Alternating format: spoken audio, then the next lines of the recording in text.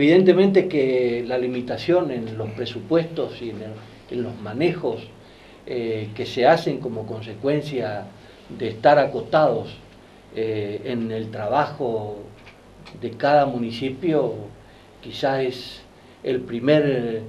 la primera pared que hay que derrumbar, ¿no? Capitanici, en esto, ¿cómo crees que va a entender la gente? Porque a mí me llama la atención, digamos, o es que ustedes no trabajaron, digamos, tanto vos como Gustavo, para las elecciones.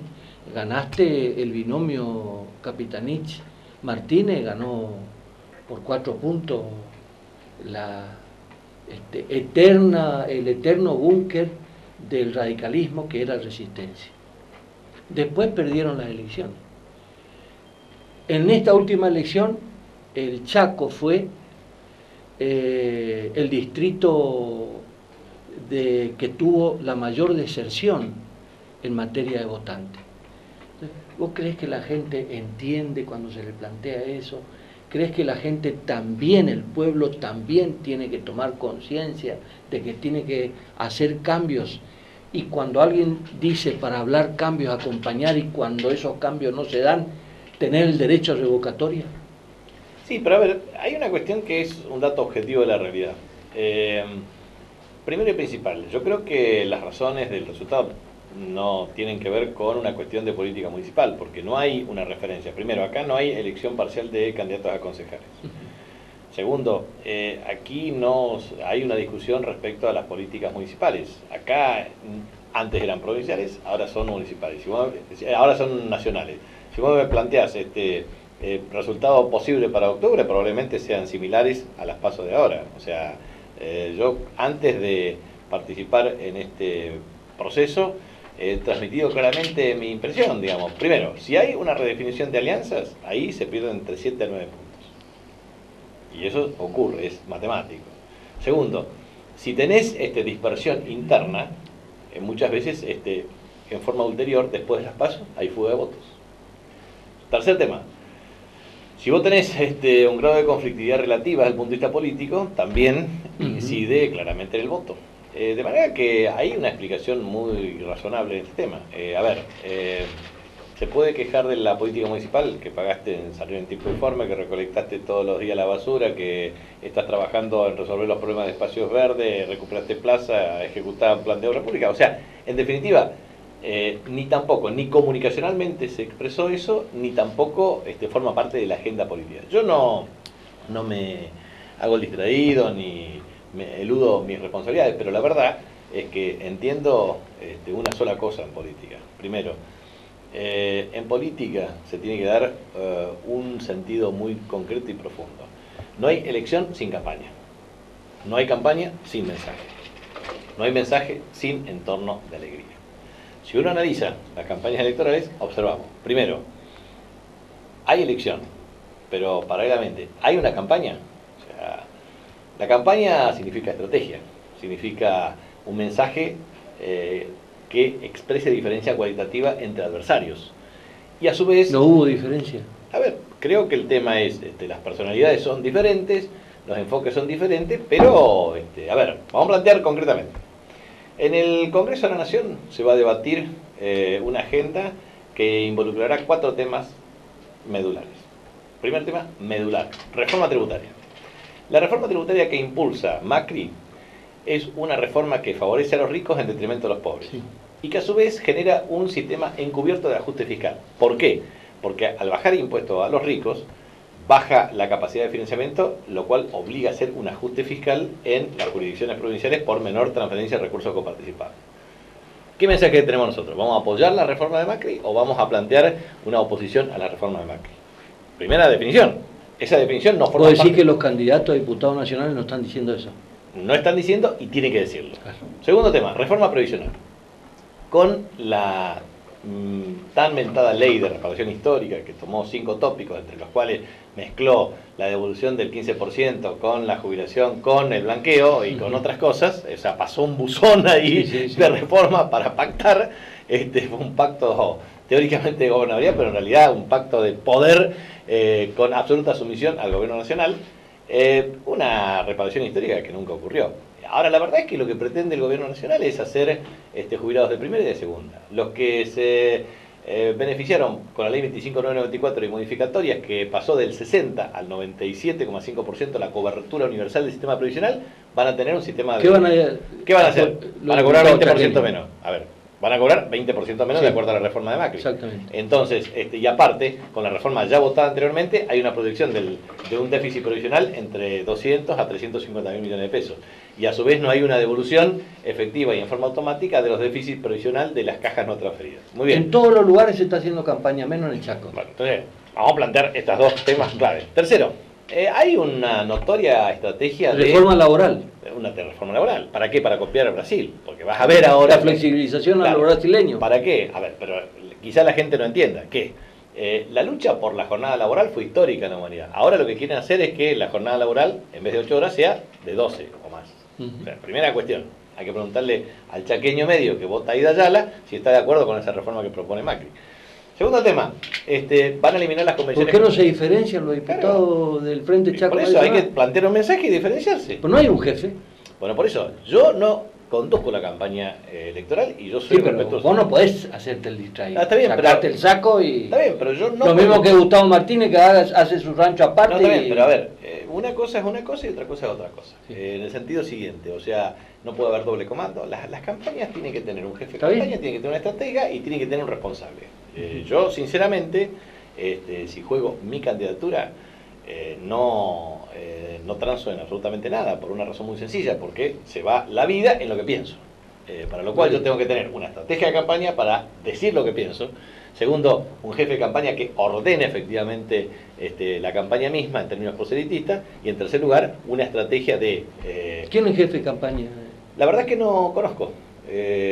Si hay un jefe, si hay varios jefes, si efectivamente existe una... Hay mucho cacique y poco indio. No, está bien, pero lo que yo digo es, lo digo no ni con ánimo de disentir ni polemizar. Yo simplemente digo la verdad. Entonces, como digo la verdad, lo expreso... Sí, decir lo que está pasando. Digo públicamente lo que expreso. Entonces, yo no me voy a hacer cargo de un resultado ni a favor ni en contra, ni a favor ni en contra. O sea, digo, las ventajas a favor que hay en muchos distritos electorales, etcétera, tampoco es obra mía o consecuencia mía. Lo que sí sé es que nosotros fuimos los que construimos, cuando nadie creía, un frente amplio, plural, democrático, con la convergencia de muchos partidos, con una orientación definida, pero a su vez yo creo que es importante plantear lo siguiente. Nosotros hemos redefinido... ¿Es responsabilidad de el Frente Chaco Merece Más que se haya ido el Frente Grande y otros partidos? A ver, cuando uno pierde aliados es responsable de las alianzas que hace. Y eso es absolutamente claro, necesario e indubitable. Y yo creo que lo expreso. Mira, en el año 2013 nosotros tuvimos una cuestión muy concreta. El tercer diputado nacional era Fabricio Borani.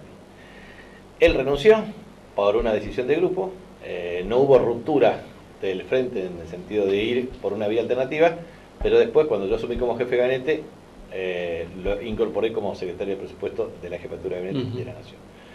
Pero la verdad es que nosotros teníamos un rumbo, un norte y una orientación. O sea, teníamos, es interesante ver ese fenómeno político que fue 47-41 en PASO, 60,7 a 34 en generales. ¿Eso qué quiere decir? Quiere decir que lo nuestro fue contundente. Ahora, el tema era que habíamos encontrado un discurso. Yo recuerdo perfectamente que en las PASO no le encontraba el discurso adecuado para la movilización de carácter popular y o social. Y observé que en las elecciones generales fue impresionante la movilización popular. Yo observaba, por ejemplo, en Saspeña, habíamos perdido por 30 puntos en las primarias.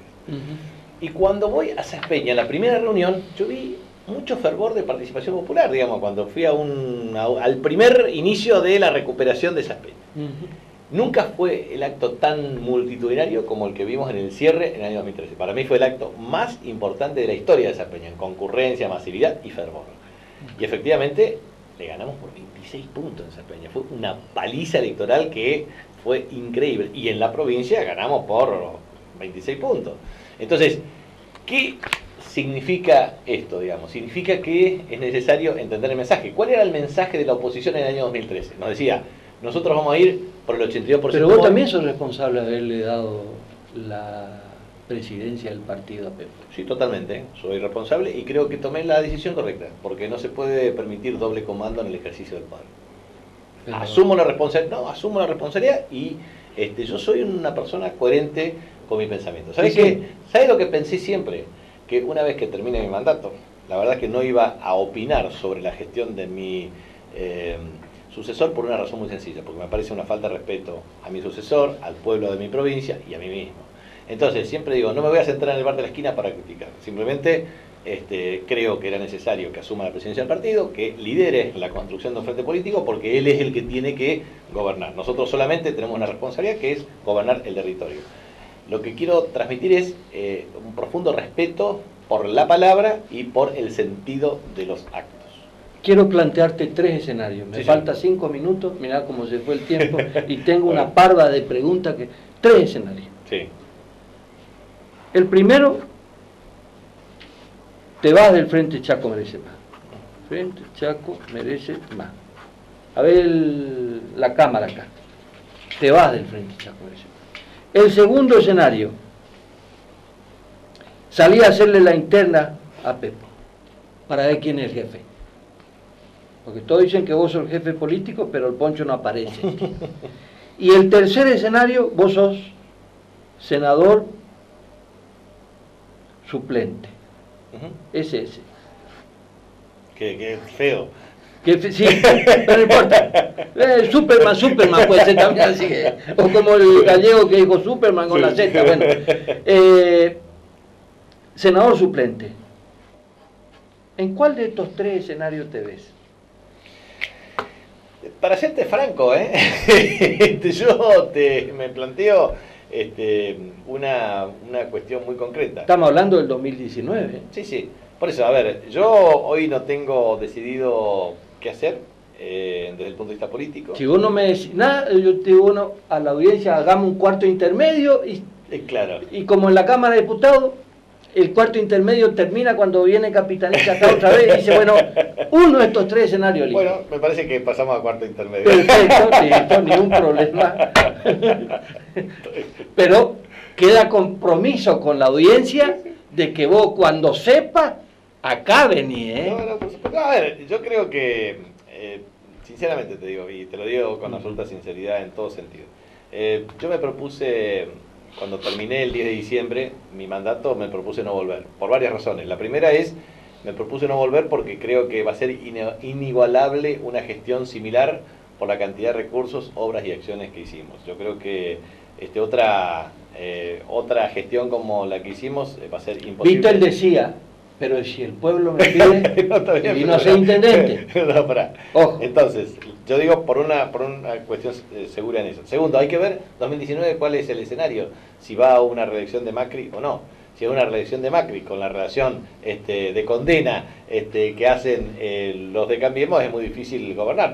La verdad que lo podemos gobernar con autonomía, eso no me asusta, pero sí creo que se podrían hacer muchas otras cosas que en realidad con un gobierno de signo opositor que francamente tenga una estrategia diferente, no se puede hacer. Y en tercer lugar, porque siempre me pareció a mí que era necesario establecer mecanismos de renovación en la dirigencia política a los efectos de tener que el pueblo pueda elegir. Y a su vez siempre le tengo miedo a los fines de ciclo, porque hay una cuestión concreta. Desde el año 1893 al 1905, fue el último gobernador que en ese momento ocupó 4 mandatos consecutivos de 3 años, pero era designado por el Poder Ejecutivo Nacional. O sea, concretamente la provincia de Chaco siempre es muy difícil para proceso de reelección o para más de un mandato, ¿no? La verdad que acá hay 2 gobernadores que fuimos reelegidos, Rosas y yo. Y en mi caso fue un récord histórico en términos de caudal electoral con el 67%.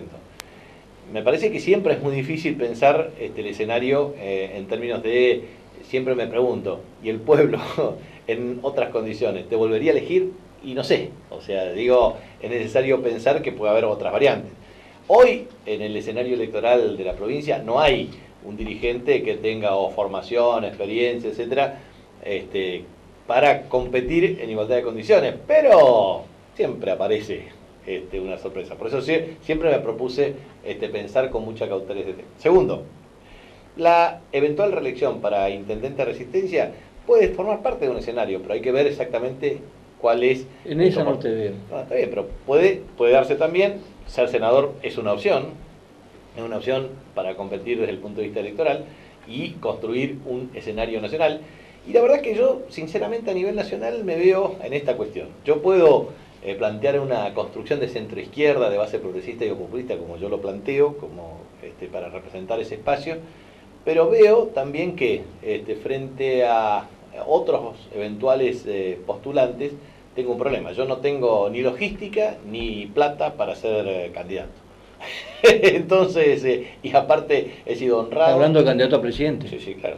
He sido honrado y honesto en la función pública, no tengo ni vivienda ni vehículo, con lo cual mi único activo y patrimonio es haber sido una persona con vocación para ejercer mi responsabilidad ciudadana.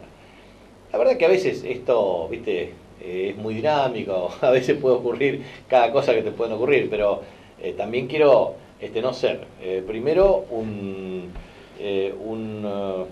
obstáculo para el crecimiento de otras opciones dentro y fuera de nuestro espacio, y a su vez también porque creo que, si bien es cierto que en mi caso yo tengo una cuestión muy complicada, soy demasiado joven para ser viejo y soy demasiado viejo para ser joven, entonces tengo la verdad, dentro de mi generación soy el más experimentado, porque yo con 52 años he sido 2 veces jefe de gabinete, senador nacional en cargos relevantes, y 2 veces gobernador de la provincia e intendente. La verdad que cuando vos analizás el currículum vitae de cualquier candidato potencial en la Argentina, ninguno tiene lo que yo he adquirido.